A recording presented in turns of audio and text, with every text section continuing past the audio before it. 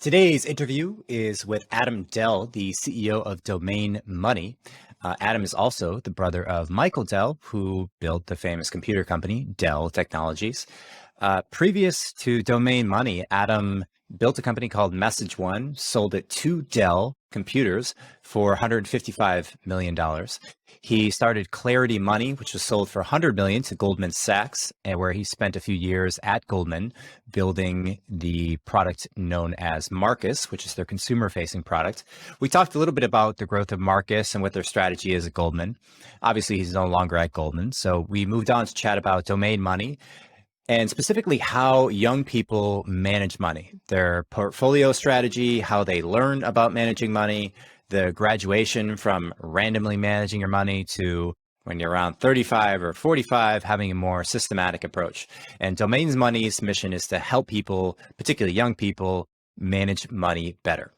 So hope you enjoy this conversation and you learned something as much as I did. We talked about higher level macroeconomics and market trends later in the conversation, but in the beginning, it was all about Domain Money. Hope you enjoy. Here is Adam Dell.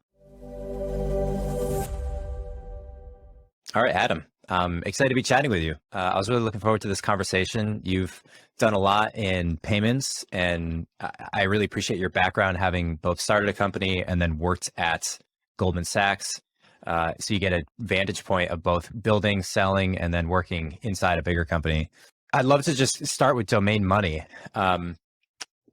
What was the inspiration after you left Goldman to start Domain? I mean, I guess first off, were you excited to jump in and start another company, or was this kind of a real big problem that you just felt compelled? Like, what was your emotional disposition after leaving Goldman to then jump back into it again? Well, I've started 5 companies over the course of my career. I guess I'm a little addicted to it. When I left Goldman, I had, a whole bunch of ideas in my head about things that are still yet to be built in financial services. And I still believe that to be true. You have, a huge monolithic group of companies, Fidelity, Vanguard, Schwab, Goldman, Morgan Stanley, B of A, JP Morgan Chase, that really have not meaningfully innovated in the last 10 or 15 years. And there's a very clear shift among millennials and younger people who don't want to sign up for their parents' bank. And it's obviously broader than banking. It's investing, it's alternative investment assets. And so there's just a lot of opportunity in financial services. And that's really what drove me to start another company. I should say that of all the large monolithic companies that I mentioned, Goldman Sachs does stand alone in the degree to which they've innovated with Marcus. And that's not just because I'm biased, having been there and built those products. It really is a very unique situation where you have a 150-year-old, well-established financial institution that's incredibly well-respected, that had no consumer business, moving into consumer in a very meaningful and effective way, purely digital, leveraging partnerships like the Apple Card.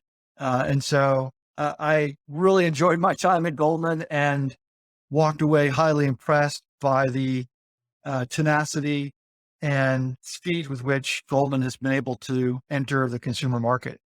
What are their internal metrics for success on Marcus? From the external, I saw some press around them just throwing, I think, at a loss of around 1.6 or somewhere in that range $1 billion, which is more than any company I think it could sustain if they're operating independently.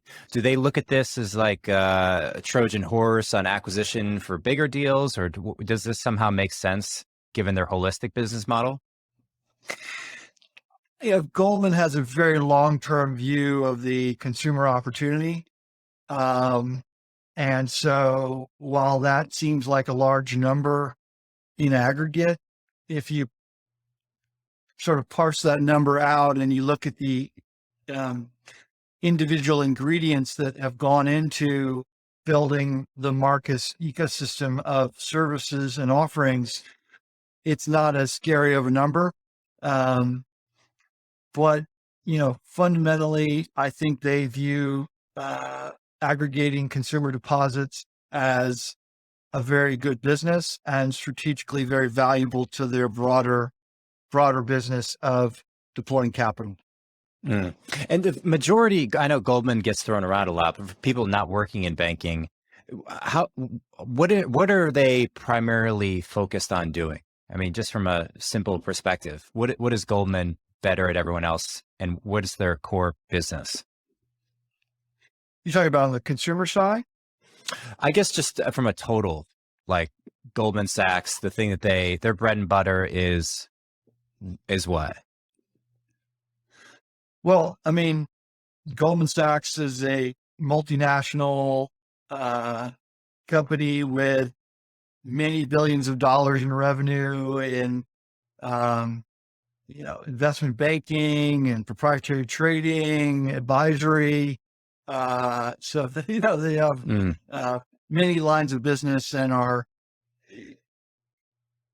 almost always number one in market share in each one of those lines of business. The consumer opportunity is a wholly new venture for them. And within that vertical, the offering is to offer low-cost personal loans, to offer high-yield savings accounts, to offer credit cards through partnerships like the Apple Card and their relationship with GM, to offer high-yield deposits through their savings account, to offer access to low-cost ETF investing through Marcus Invest. So that makes up the bulk of the consumer offer. Yeah, this, maybe I'm completely wrong on this or biased. I can only speak from a consumer standpoint, having used Marcus.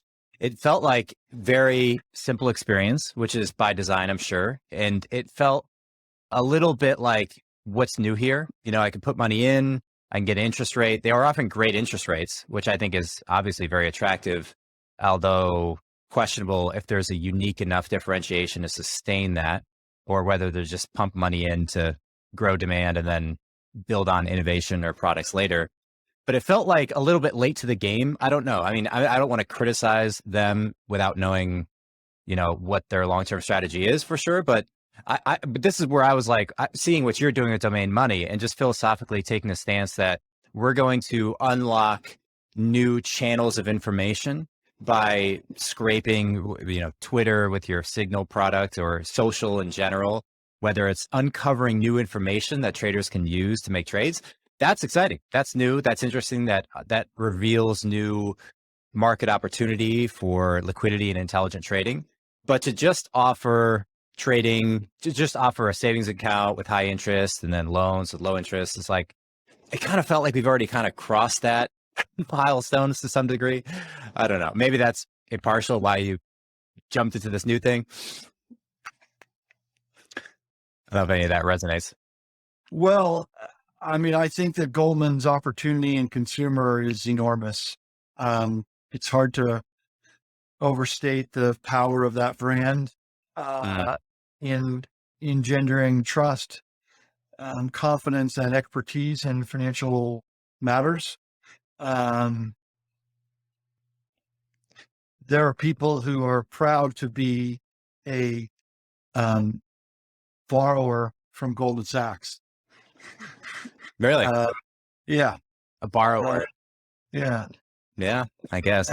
And so it gives you a sense of how powerful that brand is. But yeah, it must skew by generations. More, so I can't really Yeah. speak to to their current thinking. Yeah. So tell me if this is kind of the insight you have with domain money. I'm curious just to mirror it. So you say, let's create a platform where people can both trade equities in the traditional markets and also trade crypto in one platform, and then give them tools and insights to make trades and have just insights on trading that they wouldn't have otherwise. Because even as new as it is to say one trading platform to access both crypto and equities, it is also a very clear bullseye for a lot of other companies. So I would imagine that's going to become fairly table stakes at a certain point. I don't think we're there yet. It seems like a lot of companies I talk to are headed that direction. And then it's going to be, so give me your reflection on this, but I sort of see we're moving to a place where all trading and access to all markets are available 24/7 or as close to it as possible. And the user experiences are simple and easy to use. And that's baseline. And then it becomes a differentiation across companies based on the pipelines and access to information to make trades. So maybe you see other traders, you could see their trades, or you could access unique pipelines of information.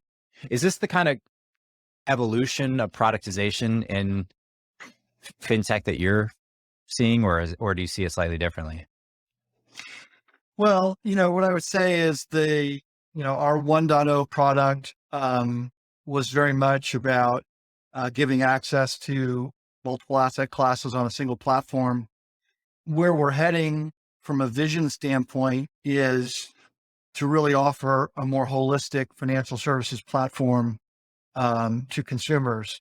As I look at the investment landscape, you are, as a consumer, inundated by Fidelity, Schwab, E-Trade, Coinbase, Robinhood, Acorns, Stash, Personal Capital, Wealthfront, Betterment. There's an enormous number of competitors out there. And yet, if you really dive into the specifics of the value proposition that is available to, let's just take, for example, a 29-year-old who makes $100,000 a year, okay? What does that individual do with their money? Do they try to navigate Robinhood? Do they try to navigate Coinbase? Do they call up somebody at Fidelity and ask them what to do? Do they talk to their friends? Do they go on YouTube? Do they go on Twitter? Do they ask their parents? Well, the answer to that question is yes, they do all of those things. And what they end up with is sort of a kludgy system for navigating and managing their money. And we've done a bunch of consumer research, 20 to 25, 25 to 30, all the way up to basically 55. And what's really interesting about that research is that when you're 35, you have a plan. You've come to some system that you've cobbled together through those sources of inquiry and questions you've asked to your parents and your friends and your Fidelity guy and your Coinbase buddies or whatever. And you've formulated a system, and it's actually pretty bad. It's not well constructed or conceived. It's really very ad hoc. By the time you're 45, you've actually evolved that system to work pretty well because you've sort of learned from all the mistakes that you've made along the way. So it strikes me that there's a real opportunity for a holistic financial plan for that 27-year-old, that 29-year-old who's not drowning in student debt, who has, money to save each month, and has that fundamental question, what should I do with it?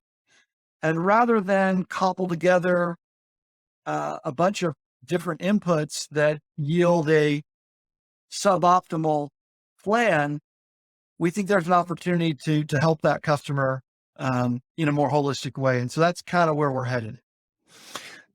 I have two thoughts on this that I want to hear your reaction to. One is that I have this intuitive sense, which is just picked up from my anecdotal experience, that if there's a playbook that says this is how you should manage and this is where you should put it, and that's advertised to everyone, then it's probably not, it's if everyone were to do the same thing with their money, then there'd be a lot of opportunities missed. And so on some level, I think there's like, I almost picture this from a high level market perspective. What would be the best allocation of capital for the market?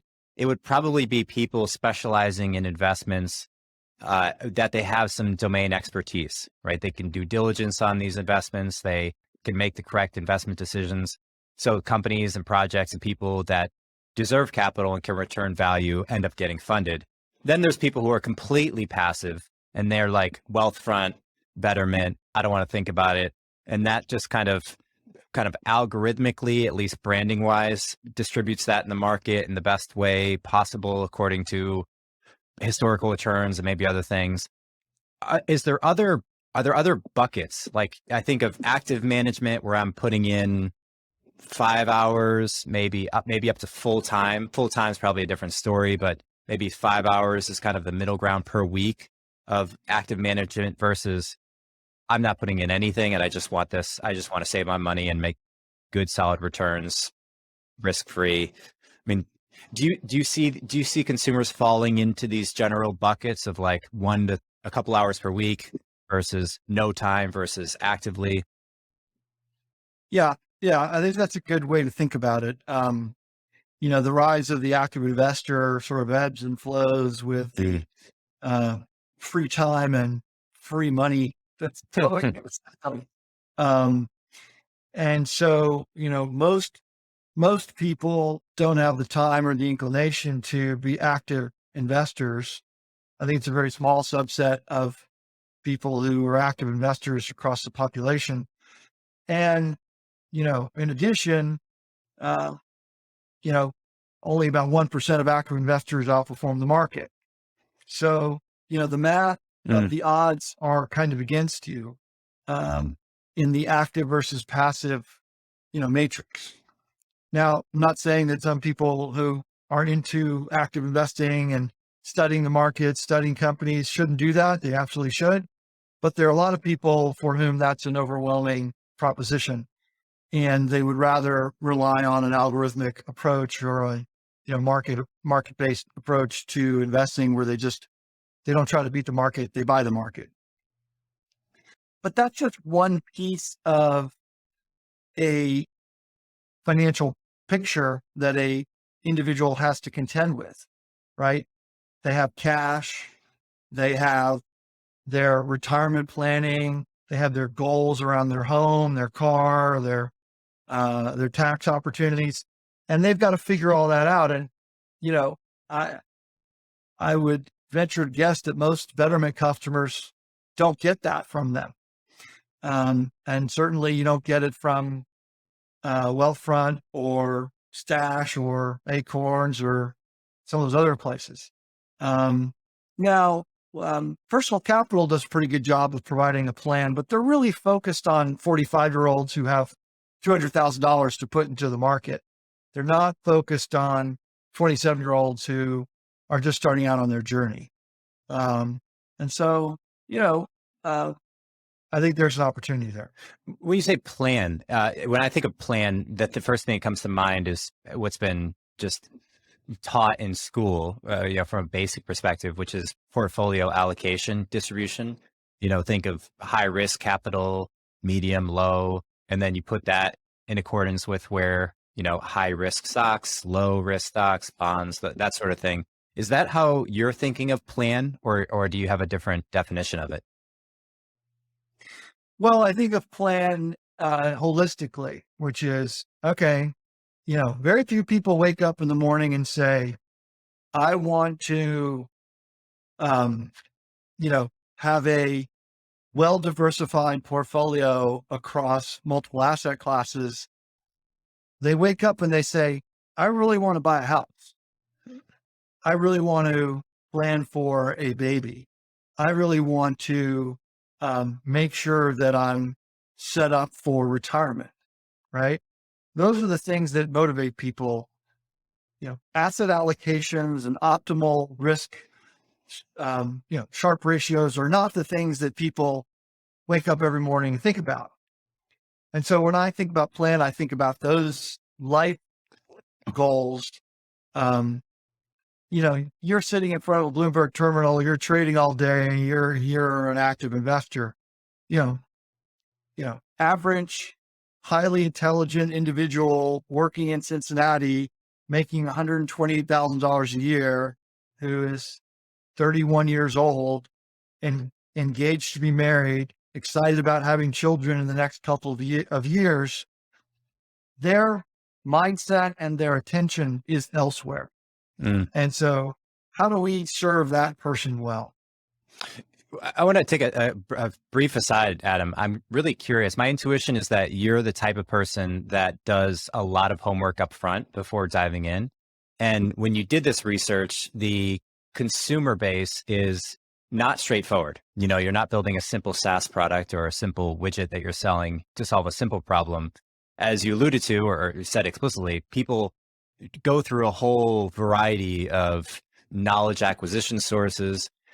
When you did your research, how did you go about it tactically? Did you do it grassroots style, asking friends and family? Did you hire a company, buy industry reports? Like, what did you, how did you actually go about gathering all the research that you used to form the business model?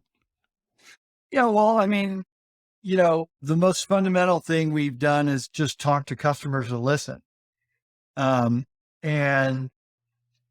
We heard over and over again, that question, which is, what do I do with my money?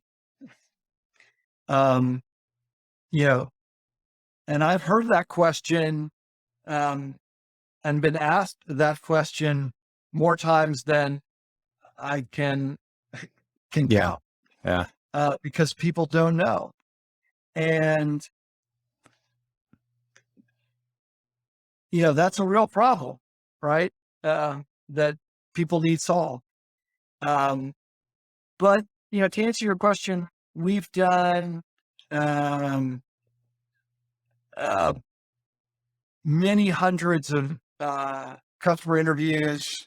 We've sat down with different cohorts of people based on age, income,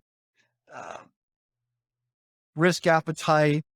Are they interested in crypto? Are they interested in real estate? Are they interested in, other kinds of alternative assets, art, etc.? We've done a lot of research, and, you alluded to something that, is sort of an interesting point, which is if everybody's doing the same thing, then how do you get any yield or that sort of outperforms others? And, the reality is, I think most people are under the impression that they're not doing it right? That whatever it is that they've cobbled together around their money, the one thing they do know is they're not optimizing their financial situation. Yeah.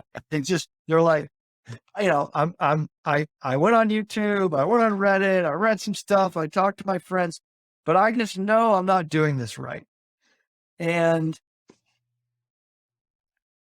that's a real problem that I think we can try to solve for people. Now, it's not going to be easy because, it's a complex and emotionally wrought problem. Money is extremely emotional. People are highly irrational about it. And their cognitive load is quickly reached. And most people would rather drink a beer than think about their money. And so we've got to try to solve for consumers that problem in a way that allows them to digest bits of it such that it is understandable and make progress along the way, rather than like, okay, well, here's everything, you got to figure this out. You do that to somebody and their brain taps out and they just check out and inertia takes over. So how do you answer the question? So people ask you all the time, how do you answer? Well, it requires some information. What are your goals? What is your current financial situation? And what is your risk appetite? Those are sort of the three fundamental inputs, right? So an individual who has debt and has insecurity around their income is a very different set of answers than if you have no debt, you have a consistent paycheck, and you are willing to take risk at a stage in your life where risk makes sense. So it really depends on the inputs. But, let's just take a prototypical example of you're 32, you make $128,000 a year. We'll go back to our example. You're engaged, you have no children, but you're going to get married. What should you do? Well, the first thing you should do is make sure that you have a foundation, right? Which is, if I lose my job, I've got enough runway to sort of withstand any interruption in my income stream. The next thing you should do is you should make sure that you're taking advantage of all the tax opportunities available to you in your 401k, your IRA, backdoor Roth if you're eligible or not eligible, and max all that out. The third thing you should do is you should consistently invest 20% of your paycheck each month. Invest, save, I'm sort of using those synonymously, but if you're going to save it, put in a high yield savings account. If you're going to invest it in a, very safe, market neutral kind of portfolio. And then with a small percentage of your investable assets, whether it's 2% or 5%, that's sort of up to you. Go nuts. Buy a racehorse, invest in crypto, invest in real estate, whatever the hell you want to do, knock yourself, have fun. Do things that are interesting and compelling to you from an investment standpoint. That is the highest probability outcome path to financial freedom, right? Most people aren't going to be entrepreneurs who make hundreds of millions of dollars. Most people are going to have very nice, successful careers where they work at a company and then go work at another company and they retire and they have grandchildren and they have a perfectly nice life. And that's great, right? For a lot of people, that's kind of, a fantastic American dream realized. The highest probability outcome to achieve that is to do a version of what I just described. So that's what you should do with your money. Yeah, that's a really good answer, honestly. Do you think of any particular, do any particular rules of thumb come to mind when I think of like home purchasing, for example? There's often the debt to income ratio that gets thrown around. People say, how much of a house can I afford? It's like, well, I forget that there's something like 0.3 debt to income ratio, I think is like recognized as kind of an average or high amount. Are there certain ratios or rules of thumb that people would keep in mind as it correlates to debt, income, savings, purchasing of a large either property or a car or something?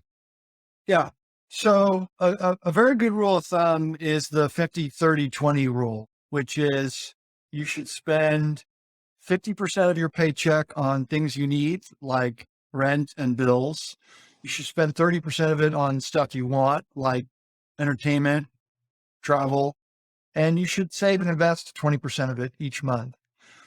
And that 20% should go into the kind of market neutral portfolio I described. And then of that 20%, 5% of that or 3% of that, depending on the risk tolerance, you can put into riskier things. And so the question of when you buy a house is really a function of how much you're able to save toward that goal relative to your other priorities, right? And so if having a baby is more important to an individual than buying a home, and having a baby comes with some expenses that you need to prepare for, then, you sort of need to think about those priorities. But, each one of those goals is really what dictates how you define the priorities and where you put your money each month. There's a really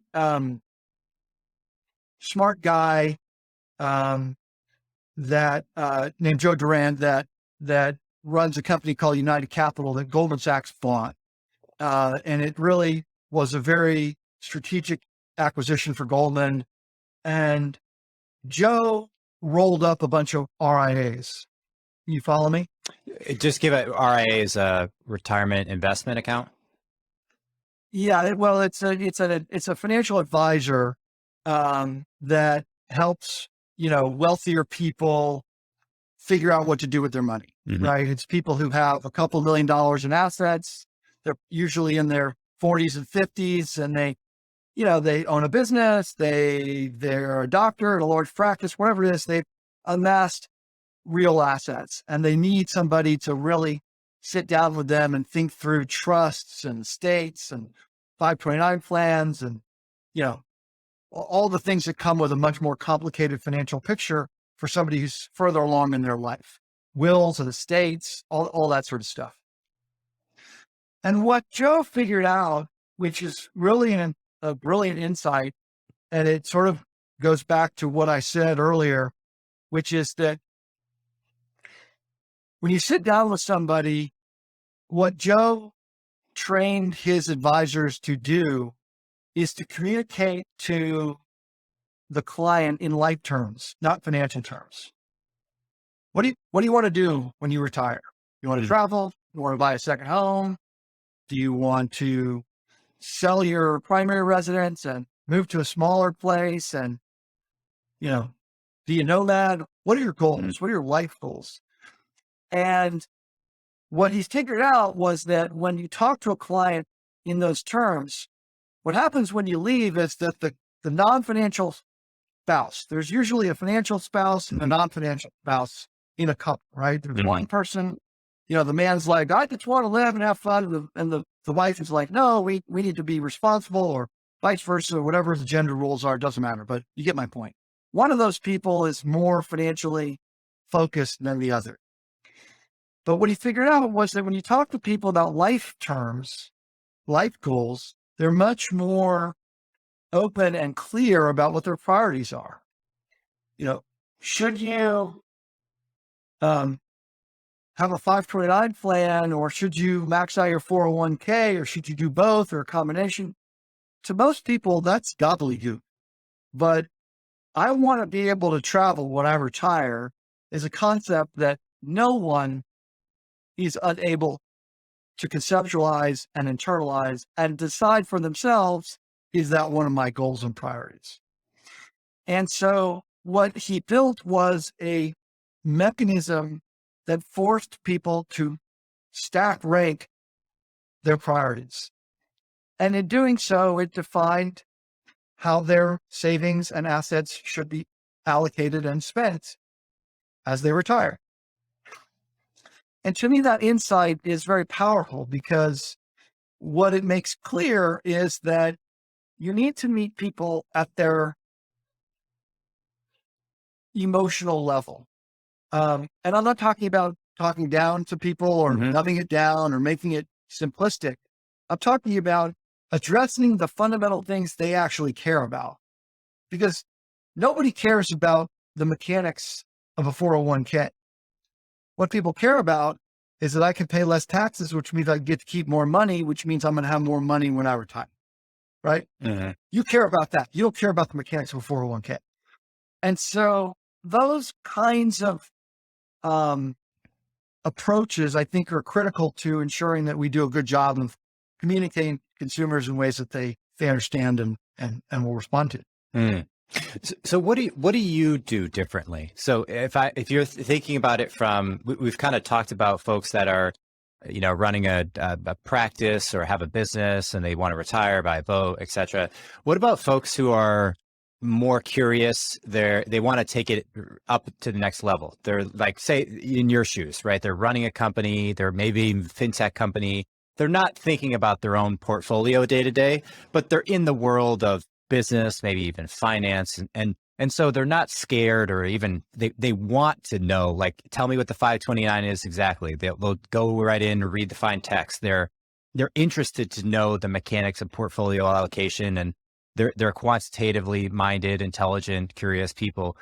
What are maybe you use you for an example, or folks in your shoes, how would they approach this in contrast to what you just described?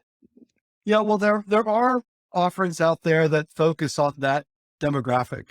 Compound is a startup out there that really focuses on entrepreneurs and people who have had meaningful liquidity events by being at a startup and are facing the question, what do I do now? Mm. Right. I have a large nest egg that I've earned. It's sitting somewhere. How do I allocate it? What do I do with it? How do I do that in a thoughtful way? And so that's a very specific problem set that is quite real and very addressable. And there are companies, like I mentioned, out there who are focused on that. That's not the problem we're trying to solve. The problem we're trying to solve is, I live in Cincinnati. I'm 29 years old. I make $128,000 a year. I want to do the smart thing around my money, and I want to do it holistically. What do I do? Mm-hmm. And, I think that individual recognizes tapping around on Coinbase or Robinhood or E-Trade is not going to get them there. And similarly, Betterment's not going to get them there because it's fundamentally what you're getting is a robo. And your life is more complex and more interesting than a robo. And so we're trying to address that. How we do that, you'll have to wait and see. Yeah. Okay. What's your thoughts on the influence of the market? So we've just gone through kind of a vicious, particularly crypto and NFT world, like a wild up and down, where there was a period of time, maybe 6 months or so, where the market was crazy. The US is printing tons of money. It felt very volatile. Things certainly dropped a lot in value. You could say the market crashed. There's some people I listen to that would say, oh, this is just another bubble. This has happened before. This is very predictable. Humans go through this process over and over. My intuition is that's it's correct directionally, but it's missing the point that it's not ideal, that we just kind of accept these explosive bubbles and crashes as like, oh, that's just how markets work. And to me, it feels very inefficient in a simple sense, but also like kind of unnecessarily destructive. And I wonder, as good as you can allocate money in your portfolio, it seems like you have to at least become aware of, it would behoove people to become aware of market conditions, look for like clear signals in the market, maybe follow some people who are, broadcasting ideas that communicate simple ideas on real estate, on overall liquidity in the market. Like when the federal government prints trillions and trillions of dollars, there's simple math to show that prices are going to go up because there's more currency in the system. We talk about inflation, so on and so forth. But there's just like the frustration that we were talking about on people's cluelessness as to where to put their money, there also is kind of an urgency that I'm sensing across particularly the younger generation, maybe like 20 to 40-ish, that they're trying to parse out, like, what are the signals here?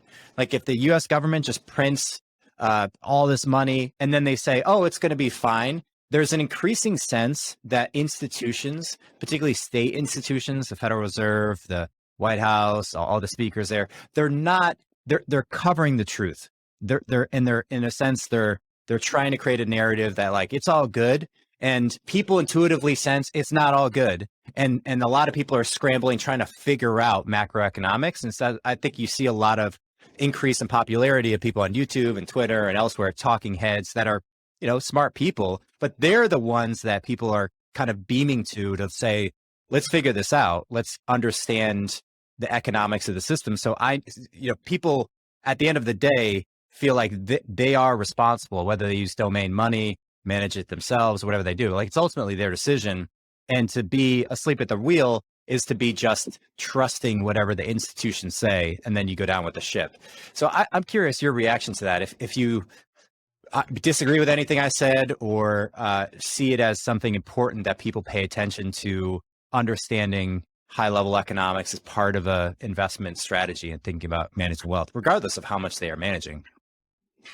Yeah, well, there's a lot in that. Mm-hmm. So I can try to unpack it for you. What I would say is that, the way our economy works is that we have these boom and bust cycles.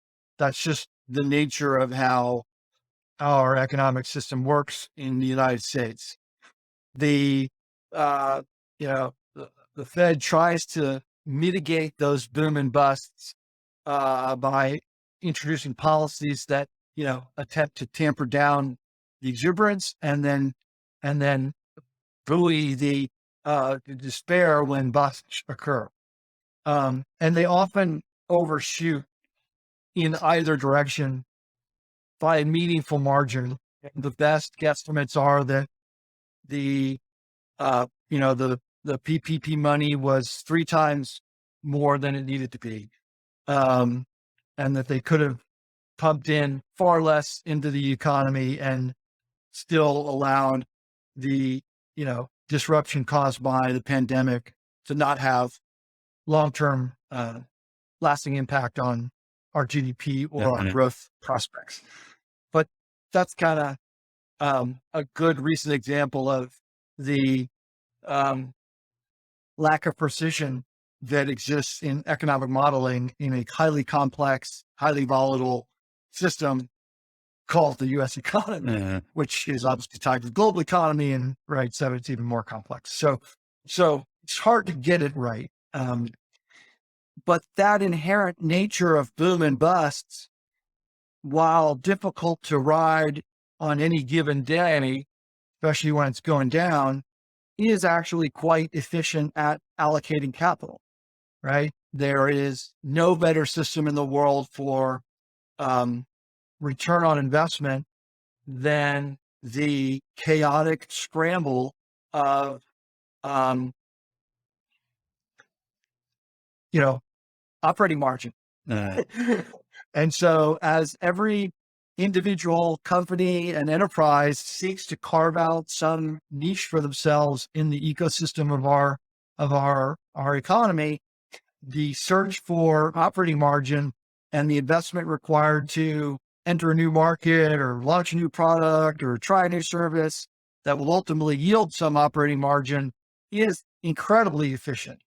And the reward system of investing capital, being an investor, owning equity, and having some enterprise, profit and grow and reaping the rewards of that investment is incredibly efficient.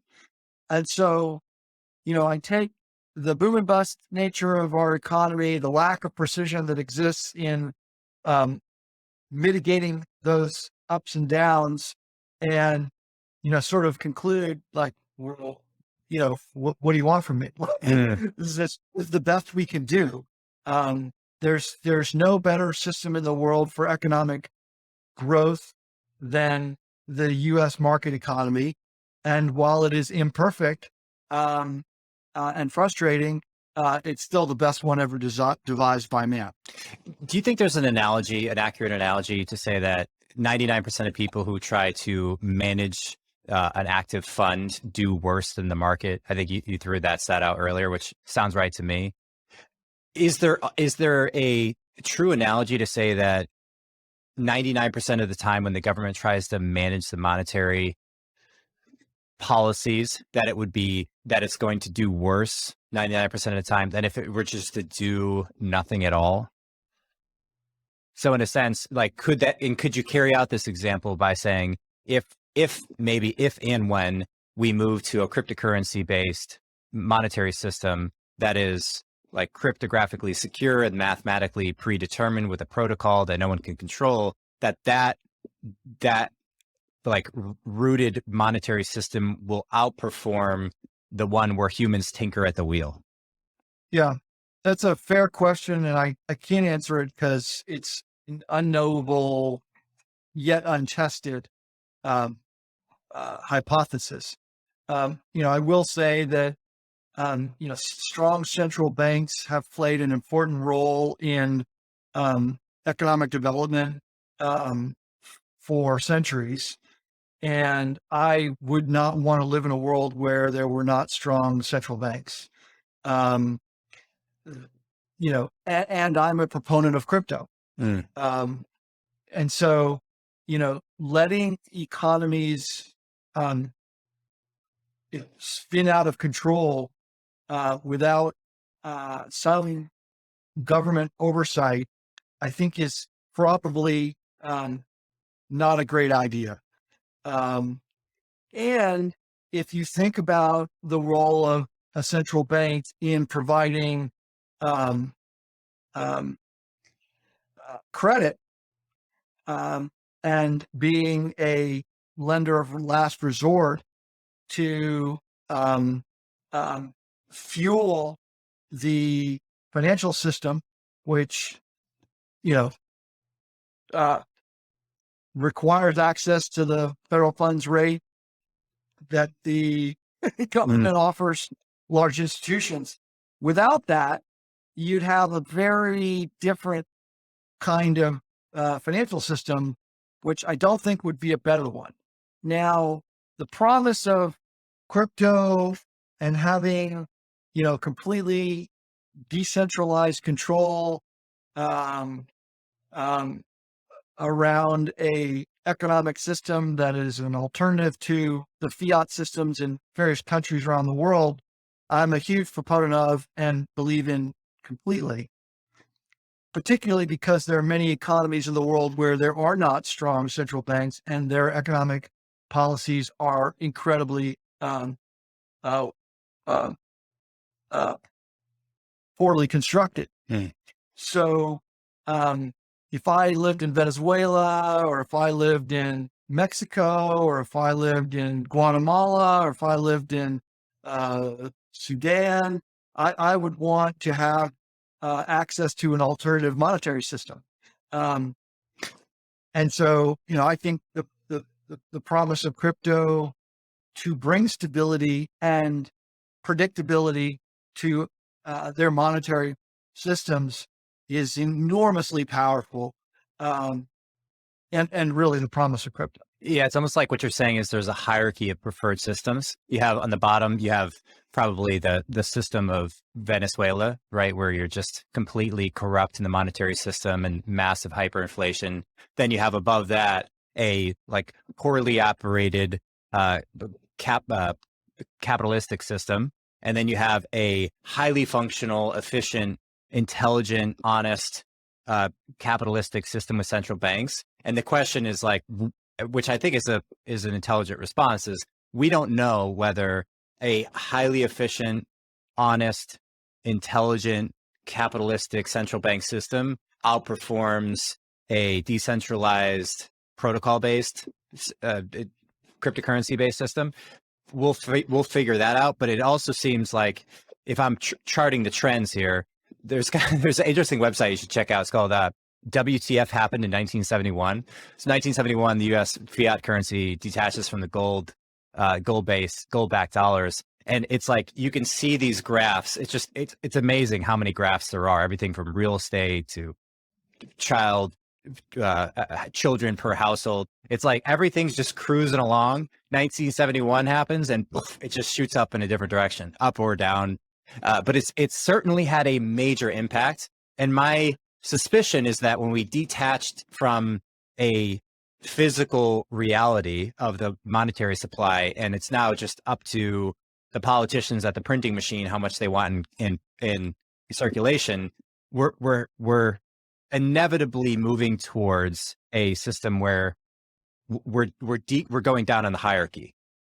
That's my intuitive sense, that if it's not backed by anything, then we have the same emotional biases that happen to all the people that create boom and bust cycles, that make all these mistakes in their portfolio management. They're the same people, human beings, that are operating at the highest level of money printing.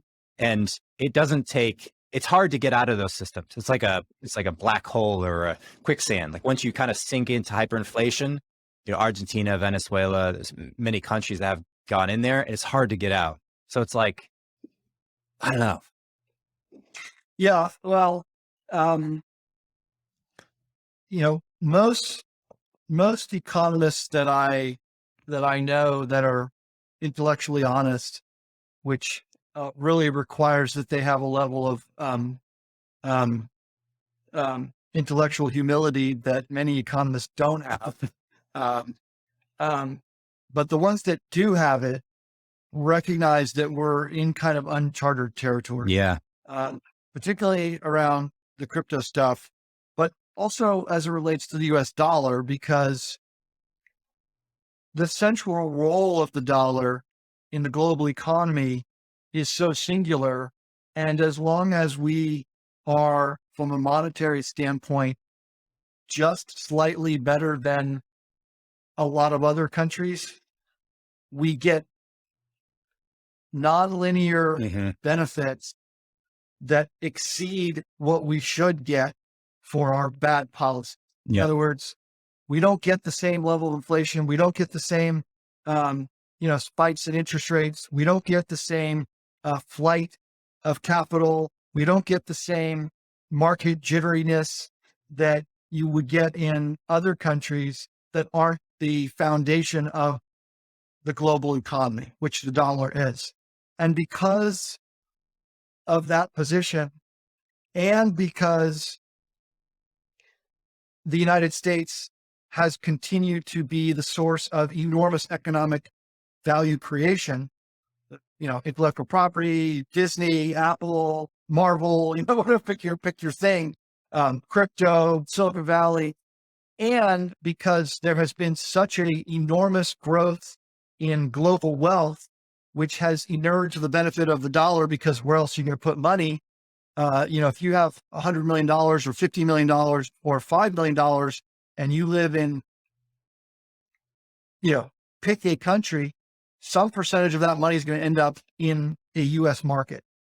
And so those three things have all fundamentally changed the dynamics of how the US economy is punished for poor economic monetary policy.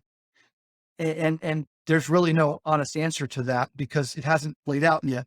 Now, 50 years from now, 100 years from now, if those dynamics are no longer in place, yes, there will be more of a rationalization of punishment against the dollar for bad policy. But right now, the strength of the dollar is pretty undeniable. If someone were to force you to make a decision here, 20 years from now, what is the global central currency that people are using? The dollar. How about 50 years? I mean, I'm a big fan of the United States. Yeah. I think that we have a good system here. I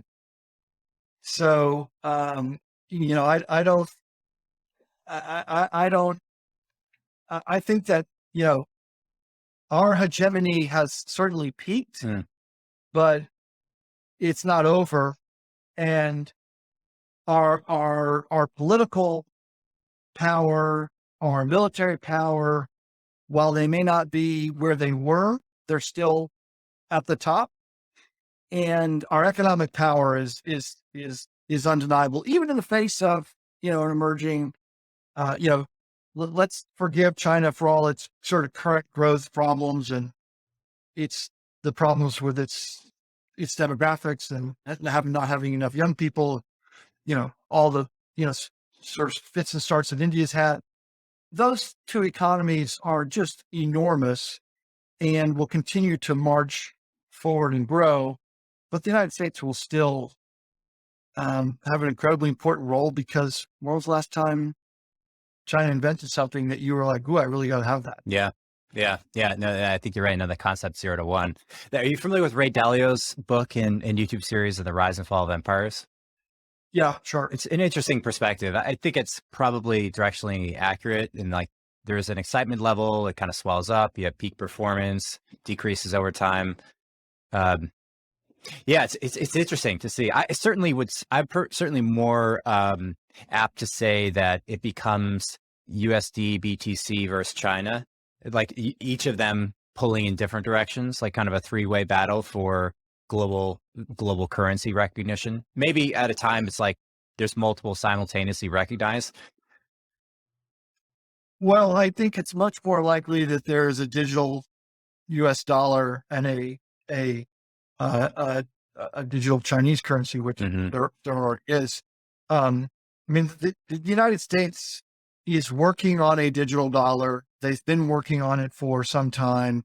There's a very robust set of research and policy discussion going on in Washington about that. It is going to happen. It will probably take 5 years. It will not have, maybe 10 years. It will not have all the bells and whistles that everybody wants. But it is a no-brainer, couple of trillion free dollars for the US government if they issued a digital dollar, because there are so many people in the world who would want to own the dollar and can't get meaningful access to it, including a number of the countries we mentioned. So, you know, if the US issued a digital dollar and you could buy it anywhere in any market, it would inure a couple of $1 trillion of value to the US economy. Yeah. Almost instant. Yeah. I've heard the two biggest exports that America has is currency and culture, which strike me as being true. I think our biggest export is intellectual property, but maybe the dollar is bigger. Yeah. You could argue like currency, culture, and company. Probably true. Yeah. Yeah. Yeah.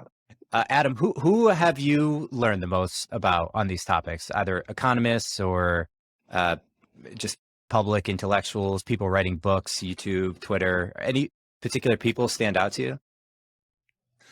Well, I'm a huge behavioral economics fan. So Kahneman and Thaler and Dan Ariely, who was one of our advisors at Clarity Money, and you know, I'm a huge student of all of that work, and constantly fascinated by the irrational nature of how people behave, particularly around their money. Those are very influential people in my life. You know, Bill Gurley is one of the brightest people I've ever met, and fortunate to get to call him a friend and get to spend time with him. And he always pushes my brain to places that I wouldn't normally go, and find him to be, you know, just a great sounding board and a really, really powerful thinker. Those would be on the top of my head. Yeah, I like Bill. I like everyone you mentioned, particularly Dan O'Reilly has some really good case studies on experiments he's run, particularly on cheating. You know, I found that one was like if they gave people a test and then they said at the end of the test, it said rate your own answers. And when they took the tests and they threw them away and they like scanned them on the way down, people on average cheat about 15% at a time, which was kind of interesting. Yeah, he's a fascinating guy. And of course, Bill Gurley. I wish Bill Gurley would write and do more talks. He just has such a unique vantage point from seeing all these deals, being on all these boards. I love the stuff that he puts out there. I just wish you do more of it. So next time you talk to him. Stay tuned. All right. I'll hold you to it. Awesome, Adam. Congrats on the progress, man. This is a lot of fun. I really appreciate your time. Thanks for having me. Cheers.